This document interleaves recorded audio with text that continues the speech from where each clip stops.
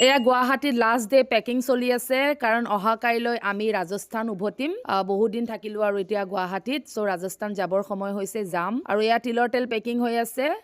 যেহেতুকে অৰ্ডাৰখিনি complete কৰি যাব লাগিব নহয় জানো সেইকাৰণে তিলৰ তেলৰ বটলিং শেষে হৈ গৈছিলে সো আৰু এটা এনেকুৱা টেমা খুলিলো খুলি মেলি এই ফিল্টাৰটো ভৰাই আছো এতিয়া ধুনীয়াকৈ পেকেজিং হৈ যাব আৰু তিলৰ তেলটোৰ যে ইমান ভাল ৰেছপন্স পাইছো মই প্ৰায় মোৰ প্ৰতিটো ভিডিঅ'তে কৈয়ে থাকো আৰু এইটো গুৱাহাটীৰ আমাৰ লাষ্ট ভিডিঅ' হ'ব ইয়াৰ পাছতে আপোনালোকক মই ৰাজস্থানৰ জীৱন শৈলীবোৰ দেখুৱাই যাম আৰু পৰহিৰ পৰা তো আজি এয়া পেকিং চলি আছে আৰু এইটো হৈছে ৰাজস্থানৰ বাদামৰ তেলটো খুবেই ভাল হয় আনৰিফাইন্ড আনফিল্টাৰ্ড আৰু ৰাজস্থানত যিহেতুকে বাদামৰ খেতি যথেষ্ট পৰিমাণে কৰা হয় আৰু তাত মানুহে ৰিফাইনৰ জেগাত মানে বাদামৰ তেলটো ব্যৱহাৰ কৰে বাদামৰ তেলটো স্বাস্থ্যৰ কাৰণে বহুত উপযোগী ভিটামিন ই থাকে আৰু লগতে হাৰ্টৰ পেচেণ্টৰ কাৰণে বহুত ভাল সেইকাৰণে মই মানে এতিয়া জানে নহয় মোৰ ৰিচেণ্টলি চাৰ্জাৰী এটা হ'ল সো মই বাদামৰ তেলটো খাওঁ আজিকালি মিঠাতেলৰ বাদামৰ তেলে খাওঁ ৰিফাইন চিফাইন একেবাৰে বাদে দিলো সেইকাৰণে বাদামৰ তেলটো মই মোৰ কাৰণে অনাইছিলো এনেকৈ আনি থাকোতে আৰু ভিডিঅ' বিলাকতো চাই থাকে মানুহে তেওঁলোককো লগা হৈ যায় তো এতিয়া আৰু বাদামৰ তেলটো অনা হৈছো আৰু বাদামৰ তেলৰ কোৱালিটিটো আৰু কালাৰটো চাওকচোন পুৰা হালধীয়া এইটো আনৰিফাইন্ড হয় একেবাৰে 100% পিয়ৰ আমাৰ তিলৰ তেলটো ঘিউটো আৰু বাদামৰ তেল বা যিকোনো তেলজাতীয় পদাৰ্থবিলাক গোটেইখিনি একদম 100% পিয়ৰ হয় ইয়াত কোনো ধৰণৰ মিহলি নাই আৰু মিহলি কৰিব লগা এনেও দৰকাৰো নাই বাৰু আমাৰ নিজৰ ঘৰৰে বস্তু আমি গৈ খালি ঘানি বা এনেকুৱা মেচিনত পিচি আনো ৰাজস্থানত আমি যিটো মেচিনত পিছো সেই মেচিনটো মানে ঘানি বুলি কয় সেইকাৰণে আৰু আমাৰ প্ৰডাক্টবিলাক আমি কাচ্চি ঘানি বুলি কওঁ শুনিছে চাগে কাচ্চি ঘানি সৰসো কা তেল সেইকাৰণে আৰু মানে উড প্ৰেছ হয় কোল্ড প্ৰেছ হয় সো আমি যিমান ভাল কোৱালিটিৰ ৰ মেটেৰিয়েলছ বিলাক থাকে মানে ধৰক বাদামটোৰ কথাই কৈছো বাদামটো আমাৰ নিজৰ খেতি নহয় বাদামটো আমাৰ পেহীহঁতৰ ঘৰত হয় আৰু বিহাৰী নানীহঁতৰ ঘৰত হয় সো তাৰ পৰাই বাদামটো কালেক্ট কৰি আনো আৰু কাচ্চি ঘানিত লৈ যায় ধুনীয়াকৈ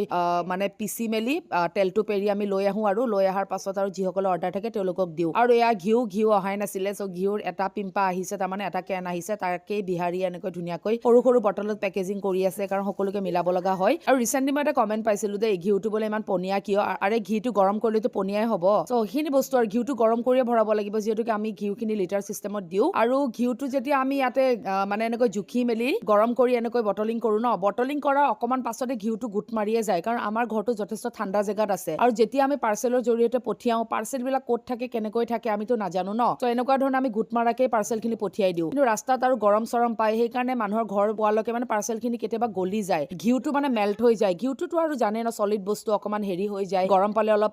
পনীয়া হৈ যায় তো মানে সেইটো এটা নেচাৰেল কথা হয় তাৰমানে তাত আৰু ঘিউটোৰ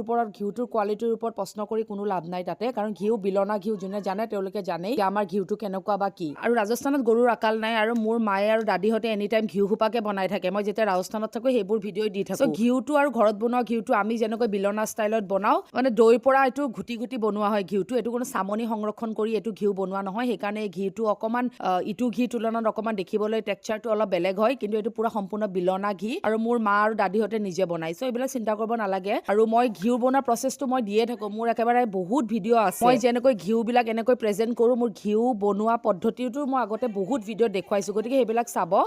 আৰু এই আচাৰ নহৰু আচাৰ ৰাজস্থানৰ নহৰু আচাৰটো গোটেই ভাৰততে ফেমাছ হয় খুব ধুনীয়া আচাৰৰ কোৱালিটি যিসকলে লৈছে ইতিমধ্যে গম পাইছে